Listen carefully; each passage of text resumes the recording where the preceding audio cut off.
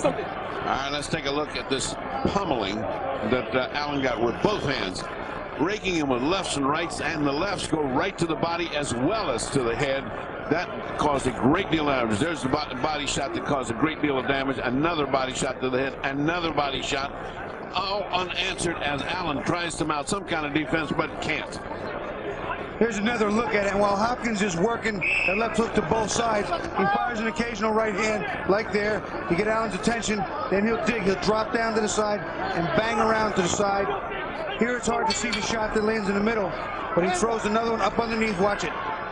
Right under there is one. Then he throws the second one. This one hurts him. That one is the one that he starts to slump, and that third one drops him. Great bang. You at home, your man's been down twice. He's getting beat to the punch. He's getting beat to the punch in numbers and in intensity. He is in trouble for real right this minute. He's in trouble right now. He's got to fight back. He's in trouble. That's it.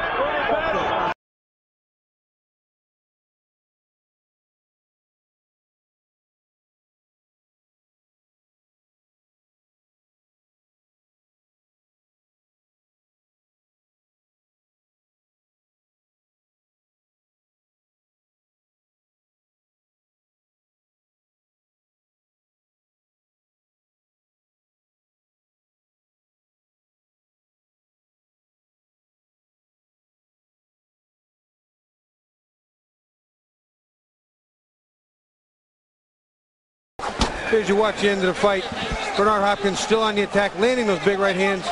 He'd already hurt him with a couple, dug a few more on the inside, and part of the problem here was Segundo Mercado Steve would not let go. Rudy Battle asked him 3 times to let go, and he held on to the arm. So, you know, they eventually stopped it.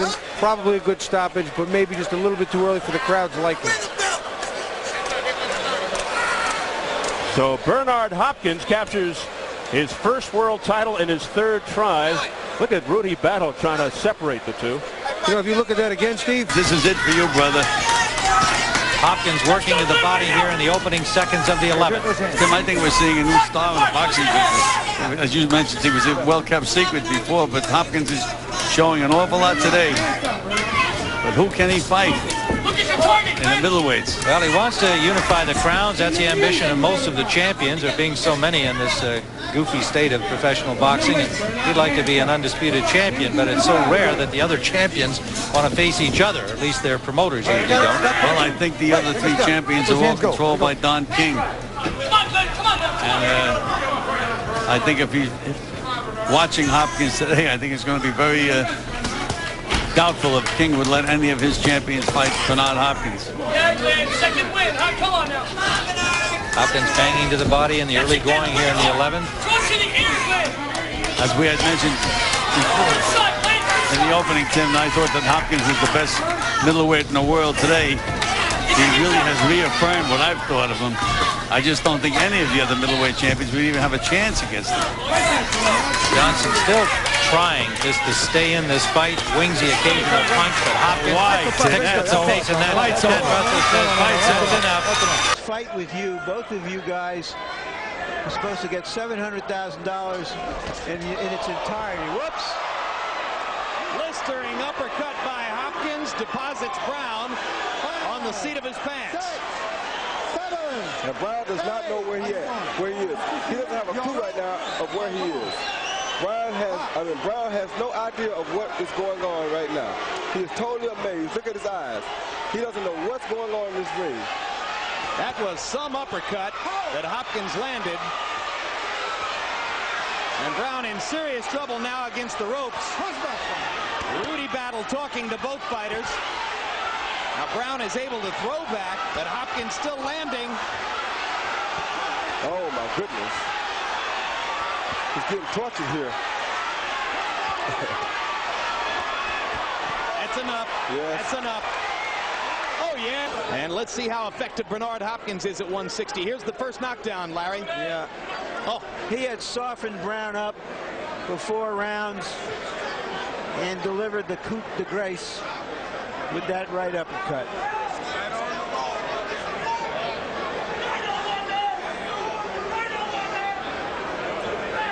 Pretty lengthy uppercut. Normally you're not supposed to try to reach with the punch, but the target was out there just waiting for it. The target has been there for him all night.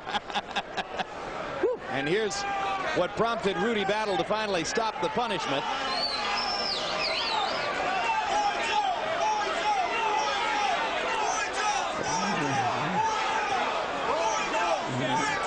And now the Hopkins members of the crowd are chanting Roy Jones, Roy Jones.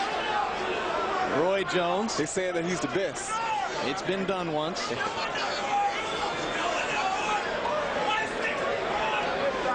Well, it says a lot about you, Roy, that you were able to beat a guy pretty handily who's this good, because you saw right there, this is one of the better fighters in the world. Yeah, he is one of the better fighters in the world. So that shows a little bit about my reputation, about what I've been through. But you know, I came through all that. I struggled to come up just like he did. I work hard for my living, and I work hard to do what I do, and I make my decisions according to what's best for me. Well, let's all agree, though, that within the context of what goes on in this sport, it would be nice to see Bernard Hopkins get a greater financial reward somehow, somewhere, for everything that he's put in. Well, if y'all really want to help me, y'all pay me what I expect to be paid. Give us a 168-pound fight.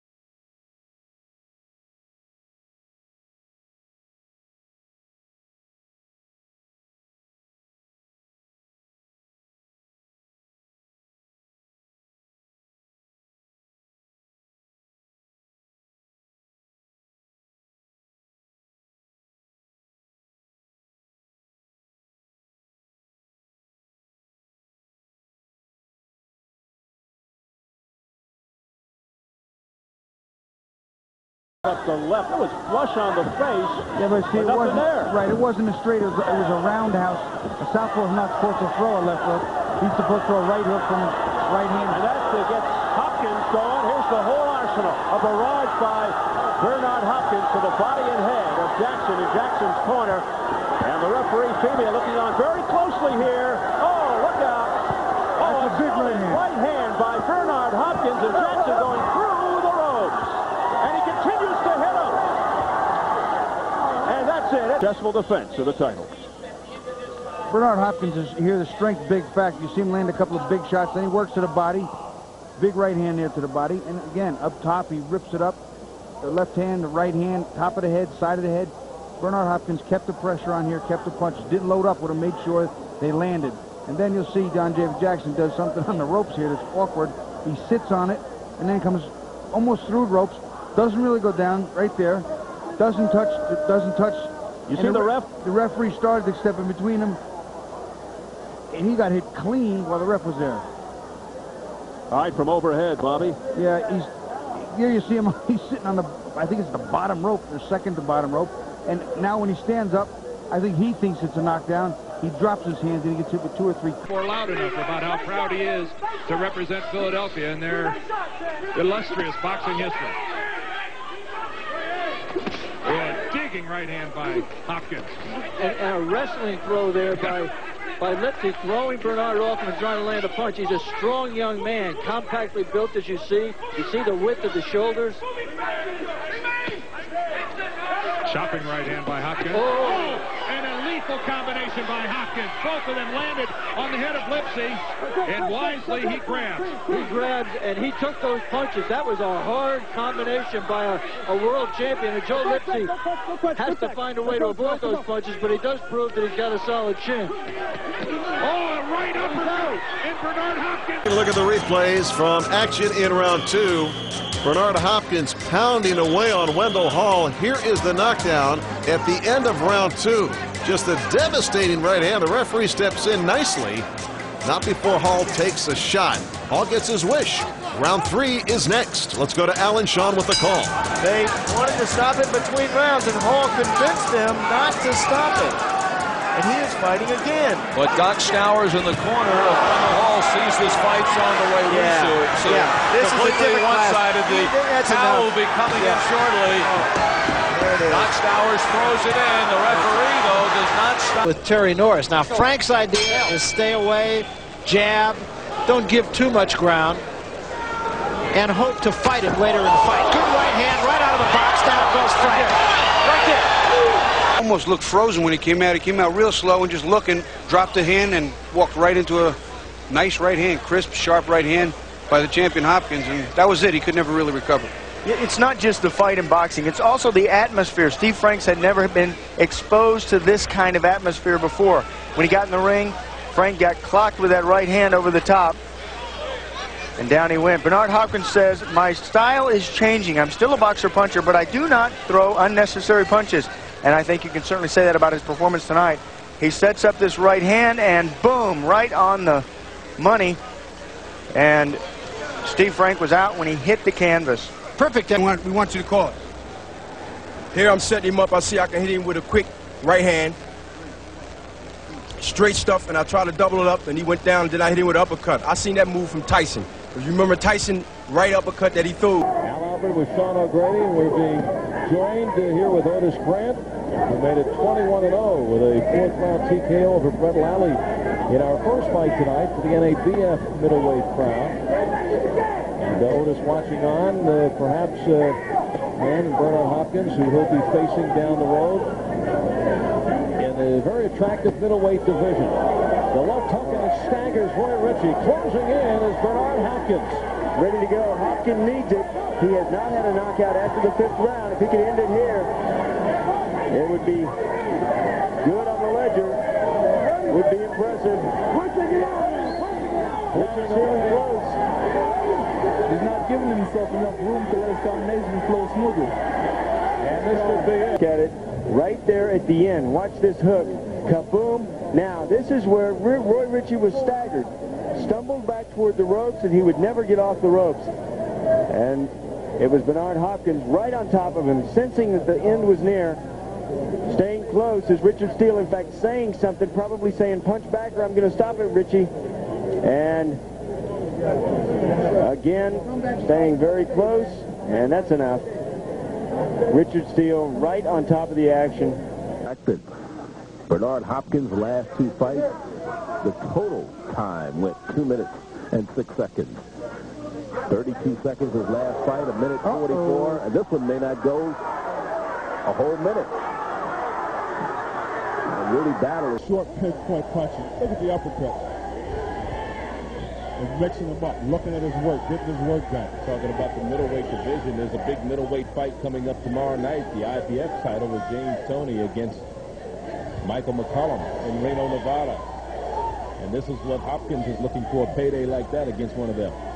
Exactly. Actually, should he get past Stokes here tonight, is actually sitting and waiting for the winner of McCollum Toney 2. He's rated number 3 in the world in the IBF rankings right now. Stokes out of Moss Point, Mississippi to win a scheduled 10-rounder. It ended early as we watch the combination being put down by Bernard Hopkins. This is early on in the fight.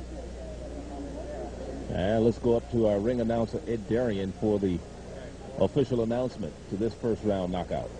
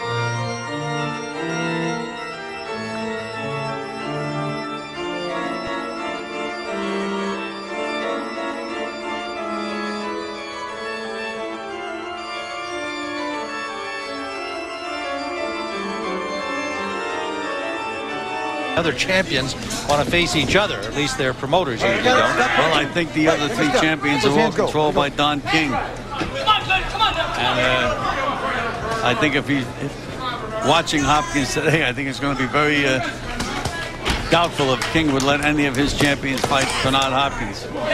Second win. Come on now. Hopkins banging to the body in the early going here in the 11th. As we had mentioned before in the opening, Tim, I thought that Hopkins was the best middleweight in the world today. He really has reaffirmed what I've thought of him. I just don't think any of the other middleweight champions would even have a chance against him.